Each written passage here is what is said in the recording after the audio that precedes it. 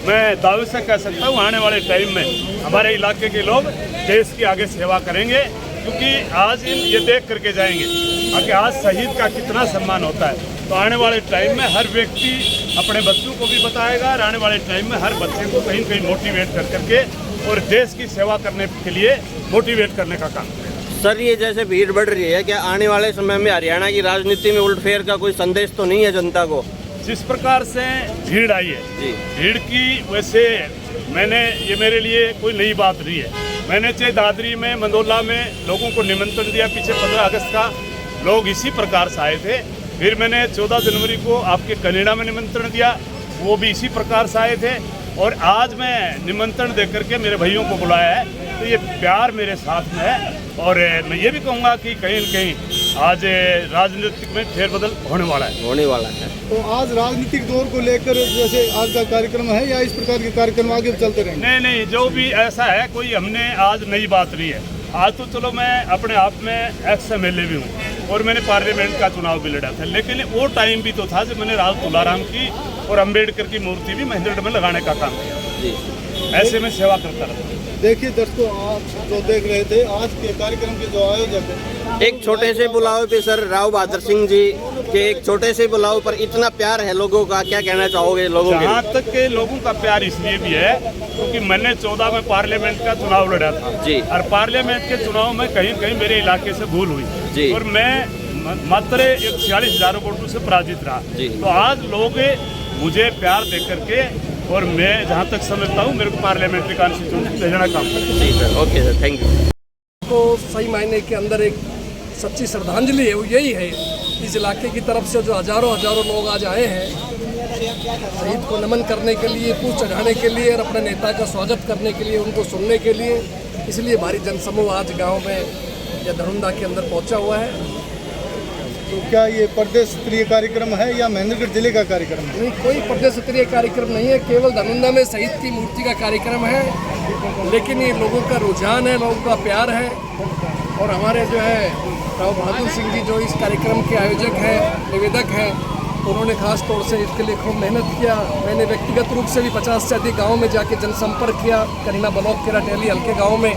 तो लोगों में भारी उत्साह है, लोगों का मन है और इस समय लोग स्वागत करने भी आ रहे हैं। मौजूदा राज सिस्टम जो इससे लोग नाराज भी हैं, इसको परिवर्तन भी चाहते हैं।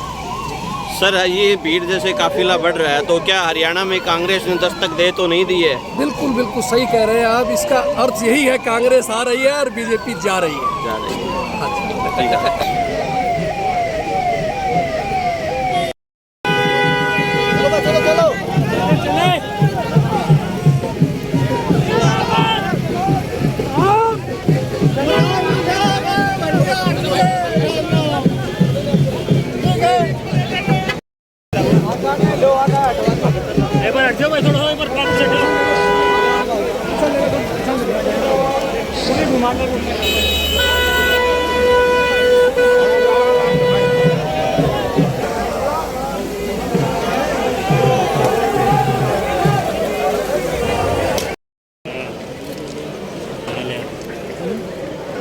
अब हमारे विधायकों के संगठन में अति विशिष्ट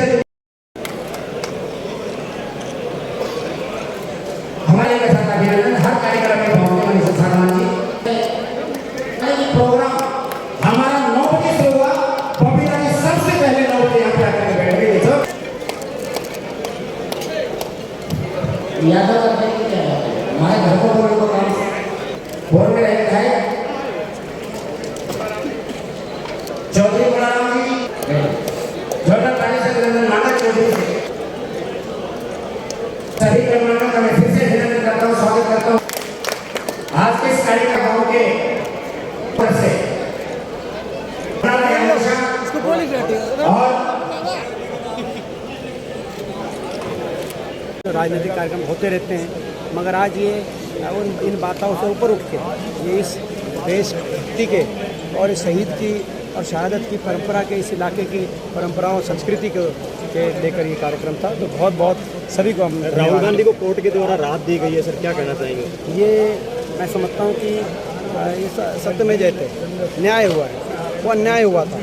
कौन क्या क्या बोलता है, लेकिन जो है कभी कोई आज तक कार्रवाई नहीं हुई। देश के इतिहास में उस कानून में पहली मर्तबा किसी को 2 साल सजा है। हरियाणा के ना कोई पहला उससे उदाहरण है, ना कोई दूसरा उदाहरण है। ऐसा क्या कारण है कि एक ही उदाहरण देश के 75 साल में एक ये इनका सम्मान करते हो, इनका प्रश्न का उत्तर देंगे, फिर आपका भी मान सम्मान करते हो, आपके भी प्रश्न का। तो जो है अपना तो पहला उदाहरण था देश के इतिहास में कि आईपीसी की धारा के तहत किसी भी व्यक्ति को 75 साल में तो 2 साल की सज़ा कभी नहीं हुई, क्योंकि उनको 2 साल से 1 दिन की भी सज़ा कम होती तो उनकी मेंबरशिप डिस्क्वालीफाई नहीं होते। लेकिन ये कहीं ना कहीं सुप्रीम कोर्ट ने जो निर्णय दिया है, अपना जो फैसला किया है, उसका हम स्वागत करते हैं। न्याय हुआ है, सच की जीत होती है, सत्य में जयते, सच है साहस जहाँ, अंत में जीत वहीं होती है। सर, ये सरकार सीईटी को लेकर 75% आरक्षण की बात की जाती है, लेकिन सीईटी पर कोर्ट रोक लगाता है। ये सरकार रोजगार के मामले में सबसे विफल देश में सरकार साबित हो गई है। लगातार पिछले 2 साल से हर महीने के जो आंकड़े हैं वो ये दिखाते हैं 2-3 साल से कि सबसे नंबर 1 पे बेरोजगारी हरियाणा में है, बल्कि 3-4 साल से 2018 से नंबर आ रहा है। ये सबसे ज़्यादा बेरोजगारी अगर कहीं है आज देश में वो हरियाणा प्रदेश में है। और अब ये इस संसद के सत्र में मैंने जब केंद्र सरकार से पूछा कि किस प्रदेश में सबसे ज़्यादा बेरोजगारी है, तो मोदी सरकार ने जवाब दिया कि हरियाणा में सबसे ज़्यादा बेरोजगारी। पहले CMI को लेकर मुख्यमंत्री जी कहते थे कि CMI एक निजी एजेंसी है, वो यूपी में और बाकी जगह तो बेरोजगारी कम दिखा सकती है, लेकिन हरियाणा में लेकिन अब मोदी सरकार भी ये बता रही है, केंद्र सरकार ने ये जवाब दिया मेरे प्रश्न पे, और ये भी बताया 2014 के मुकाबले में आज 3 गुना बेरोजगारी बढ़ गई हरियाणा में। ये जवाब मोदी सरकार ने दिया है, प्रधानमंत्री कार्यालय ने दिया है, संसद में लिखित जवाब दिया। इस पे खट्टर साहब को आत्ममंथन करना चाहिए। कल को केंद्र सरकार से प्रधानमंत्री जी हरियाणा आएंगे तो ये कह के क्या वो अपने जवाब के साथ वो ये कह के लोगों में क्या संदेश देंगे कि इस सरकार ने रोजगार के बारे में क्या कहा।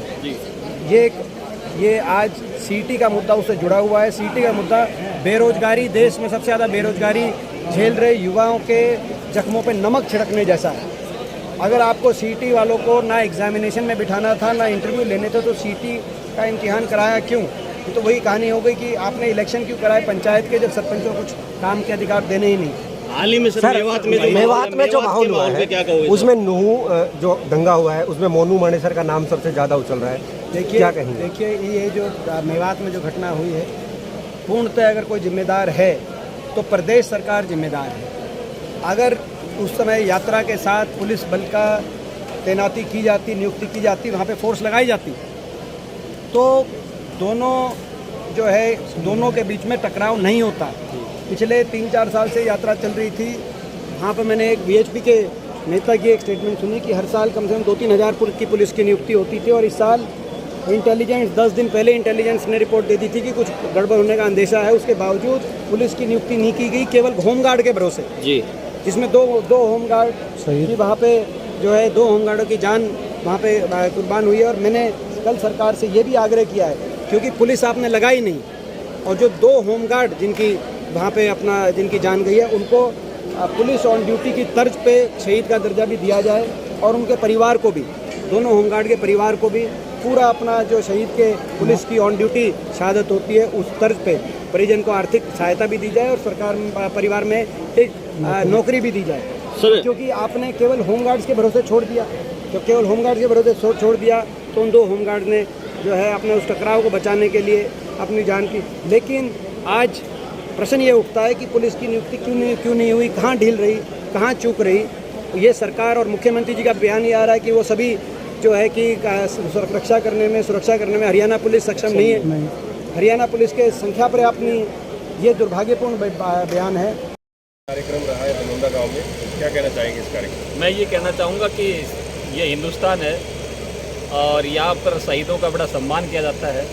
आज शहीद सचिन शर्मा की शहादत को नमन करने के लिए पूरे ज़िले से और आसपास के ज़िलों से बहुत जनता उमड़ के पड़ी है। निश्चित तौर पर ये जाहिर करता है कि शहीदों के सम्मान स्वरूप जनता आज भी बहुत बड़ी आस्था है। जैसे चेयरमैन ने काफ़ी, और आप भी उनके साथ लगातार दिखे थे, मतलब ये काफ़ी मेहनत थी राव बहादुर सिंह की, और जितने प्यार जो है जनता ने आज दिखाया उनको, उसके बारे में क्या कहना? देखिए, जिसकी जितनी श्रद्धा शहीदों के प्रति होती है, देश के प्रति होती है, वो आदमी उतनी ही मेहनत करता है। इनके बच्चे निःशुल्क उनके स्कूल में पढ़ते हैं और इसके प्रति निश्चित तौर पे पिछले 20-25 दिन से हमारी सारी टीम जो है बड़ी मेहनत करती है। तो मतलब जैसे दीपेंद्र हुड्डा भी आए थे और जैसे काफ़ी लोगों ने भी जैसे उनका स्वागत किया और भव्य तरीके से कार्यक्रम रहा यहाँ पर, तो क्या कहना चाहेंगे? जैसे दीपेंद्र जी ने भी एक इशारा किया है कि भी इतनी गैदरिंग हमने शहीद के सम्मान में नहीं देखी सर। नहीं, निश्चित तौर पे जहाँ भी उन्होंने खुद अपने मुखारबिन से कहा है कि हिंदुस्तान में वो जहाँ कहीं भी गए हैं सबसे सर्वाधिक बड़ा प्रोग्राम उन्होंने देखने को यहाँ मिला। 10 किलोमीटर के इलाके के अंदर पूरा जाम था, जाम की हालात थी और यहाँ 1-1.5 किलोमीटर के अंदर जिस प्रकार से वाहन और लोग खड़े थे, तो इस शहीद की शहादत के प्रति सबकी आस्था थी। Thank you. जुगिया सर, एक ये पब्लिक में जो एक ऐसे मैसेज होता है कि जुगिया साहब ग्राउंड में कब उतरेंगे, कहाँ से उतरेंगे, राजनीतिक चर्चाएं होती हैं, तो इसके बारे में क्या कहेंगे आप? ये कई बार पार्टियां ये जिम्मेवारी तय करती हैं। हम पिछले 25-30 साल से लगातार कांग्रेस पार्टी में एक्टिव हैं जी, और 2009 के बाद 14-19 और आज भी हमने पार्टी से कहा कि भाई हमें भी एक मौका दो ताकि हम प्रदेश की सबसे बड़ी पंचायत में जाएं। पार्टी ने 2009 में टिकट डिक्लेयर करके उसके बाद फिर रोक दिया गया था जी। तो पार्टी ने अभी वो फैसला नहीं लिया है। पार्टी जिस दिन वो जिम्मेदारी देगी उस जिम्मेदारी का निर्वहन हम पूरी ईमानदारी से कितने तैयार हैं? दीपेंद्र जी, जैसे पब्लिक बोलती है कि जुकिया साहब हैं वो दीपेंद्र की लॉबी से आते हैं और मंच पे भी हमने 2 से 3 बार सुना कि उन्होंने आपका नाम लिया, तो कहीं ना कहीं आने वाली जो राजनीति में है वो कितने सक्रिय होंगे सतवीर जुकिया जी? नहीं, निश्चित तौर पर 25-30 साल से मैं बराबर पूरा सक्रिय हूँ। जहाँ पार्टी ने, चाहे मेरी यूथ कांग्रेस में, NSUI में, चाहे राहुल जी की टास्क फोर्स में, चाहे उत्तर प्रदेश में ऑब्जर्वर लगाया, चाहे मध्य प्रदेश में ऑब्जर्वर लगाया, कर्नाटक में ऑब्जर्वर लगाया, राजस्थान में ऑब्जर्वर लगाया जी, जहाँ पार्टी ने जिम्मेदारी दी वहाँ पूरा ईमानदारी से निर्वहन किया है अपनी जिम्मेदारी। जी जी। अगर जैसे पार्टी आपको मौका देती तो कितनी तैयारियां हैं आपकी वही चुनाव? 25-30 साल से आप गवाह हैं इस बात के, आप खुद ही गवाह हैं इस बात के कि हम पिछले 25-30 साल से इस इलाके में सक्रिय हैं और कितना काम कर रहे हैं, कितने लोग पसंद करते हैं। 15 अक्टूबर 2017 की जो रैली थी हमारी, उसने अहिरवाल के सारे रिकॉर्ड तोड़े थे, तो ये लोगों की जनता इस बात को तय करती है कि हमारा मापदंड क्या है। सर, एक दक्षिणी हरियाणा का विशेष मुद्दा है IMT। मनोहर लाल खट्टर जी ने IMT का उद्घाटन किया, कार्य भी शुरू होने वाला है, नहीं होने वाला है, भी ये चर्चा का विषय है, तो इस बारे में आपके क्या विचार है? मैं ये कहना चाहता हूँ कि किसी भी मुख्यमंत्री जी की घोषणा बहुत बड़ी होती है जी। देखिए, इससे पहले कोई भी प्रदेश का कोई मंत्री अगर डिक्लेयर कर देता था तो उसको बहुत सीरियसली लिया जाता था। मुख्यमंत्री तो चाहे उसकी मंशा ये रही हो कि भाई हम इसके बारे में देखेंगे, तो भी प्रशासनिक अधिकारी उसको अमली जामा पहनाने के लिए पूर्ण रूप से तैयार होते थे। ये पहला केस मैंने ऐसा देखा है जिसका फाउंडेशन स्टोन रख दिया गया और उसके ऊपर आज तक कोई कार्यवाही नहीं हुई है। मुख्यमंत्री जी को इस बारे में निश्चित तौर पर संज्ञान लेना चाहिए और उस पर तुरंत प्रभाव से काम शुरू करना चाहिए। विपक्ष के रूप में सर, एक मुद्दा महेंद्रगढ़ में हमेशा लगातार छाया रहता है कि सब डिपो, तो कहीं ना कहीं आप आवाज़ जो है वो आपकी यहाँ पे गायब होती है, तो इसके बारे में भी क्या कहेंगे? मेरी आवाज़ ना केवल सब डिपो के बारे में बल्कि किसी मामले में गायब नहीं रहती। मैं अगले परिदृश्य में शामिल रहता हूँ और यहाँ के ऊपर डिपो बन के तैयार है, दोबारा उसकी दीमक लगना शुरू हो गई है और यहाँ परिवहन विभाग जो है वो टाल देता है PWD पे और PWD जो है वो डाल देता है विभाग पे। दोनों का झगड़ा एक छोटी सी वायर का, कोई बल्ब नहीं है, वायर नहीं है, ये पूर्ति तो होती रहती है। यहाँ जो भारतीय जनता पार्टी के नेता है उनकी मंशा ठीक नहीं है। अगर सरकार की और नेताओं की मंशा ठीक होती तो ये कभी का शुरू हो जाता है।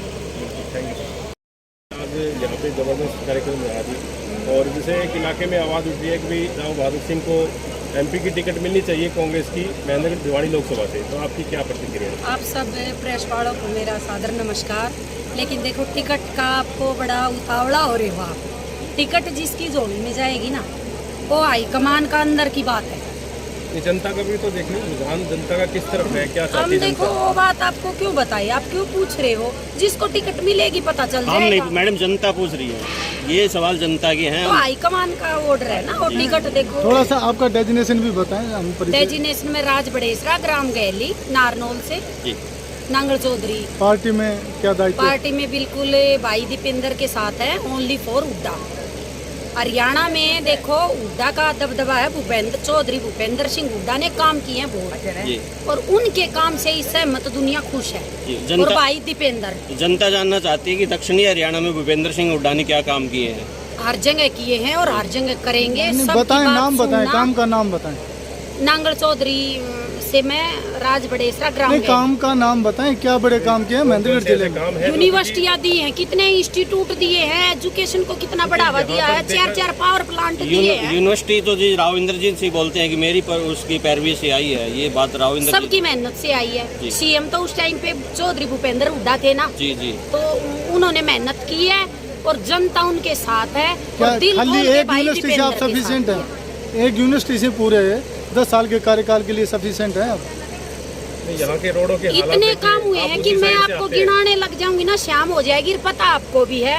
ओनली चौधरी भूपेंद्र सिंह हुड्डा और दीपेंद्र हुड्डा के साथ जनता जुड़ी है। एक मैडम जनता का क्वेश्चन है, एक हरियाणा रोड आपने देखा था कभी? हरियाणा थनवास से दादरी का रोड कांग्रेस के कार्यकाल में आपने देखा था? इस रोड पर एक आधा रोड ही बीजेपी ने बना दिया होगा तो नहीं, उसमें आपने ये रोड देखा था जिसके बारे में हम कह रहे हैं? क्या आप इस सारे रोड से बना जुड़े? रखे थे जो पास हो रहे थे उनने बीजेपी ने बनाए भी। एक दक्षिणी हरियाणा का मेन मुद्दा मैडम, जब से हरियाणा और पंजाब जैसे अलग से हुए हैं तो हरियाणा में 7 जिले थे जिसमें नाम महेंद्रगढ़ का भी था। महेंद्रगढ़ में आज तक एसपी और डीसी नहीं बैठते, मुख्यालय के लिए वो अहम जो मांग सब है। काम होंगे, बिल्कुल BJP zero, only for Hooda. नहीं, हुड्डा किस लिए? जब काम हरियाणा नहीं हुए पूरे तो भारत में ऐसे सीएम नहीं, ना हुड्डा आया साहब ना 10 साल रह चुके हैं तो मुख्यालय महेंद्रगढ़ में तब भी नहीं बन पाया। बना क्यों नहीं? आज 10 रुपए की टाइल गली में लग रही है ना, पूरे जटवाड़े में, पूरे नारनौड़ में गली। हुड्डा सेक्टर के रोड भी कांग्रेस में बने थे, अब तक टूटे पड़े हैं, जाकर देख ले। हुड्डा में है ना, मैं हुड्डा सेक्टर में रहूं हूँ, बेहाल पड़ा है। लेटरिन का पानी हम पीवा, वहाँ सीवर कोई नहीं। बीजेपी कति जीरो, बिल्कुल जीरो। तानाशाही सरकार है, दम घुटने के बजाय और कोई नहीं। आपका जब सड़क पर दम नहीं घुटा, जब 3-3 फुट के गड्ढे थे मेरा सड़क के अंदर। बेसमेंट में पानी भरा है पूरी हुड्डा सेक्टर नारनौड़ में। नारनौड़ तो उनका चहेता था, बीजेपी राव साहब बने लाए हैं, बिल्कुल चहेता है नारनौड़। लेकिन हुड्डा सेक्टर में टट्टी का पानी पीवे हैं आप, जाके देख कर। नहीं, जैसे नूह में दंगे हुए बता रहे, हुड्डा साहब ने बात करी थी भाई जैसे प्रशासन पूरा फेलियर है, उसके बारे में क्या कहना? नहीं, बिल्कुल भी। अब देखो हमारी तो सरकार कौन है? बीजेपी में दंगे होंगे। हुड्डा साहब ने ये कहा था कि बीजेपी का जो प्रशासन है पूरा फेलियर है।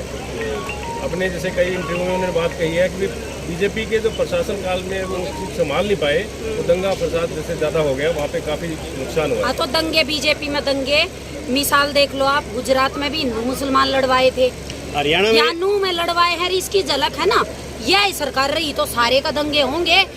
36 बिरादरी हम आपस में भाई भाई भी लड़ाने का काम चल रहा है। और ये जो पाइपलाइन है सारी ऐसी बिछा दी, जड़ का मरण का काम। यह योजना लिया है, वह योजना लिया है, कुछ नहीं करना इनने, बकवास करनी, इन्हें काम नहीं करने।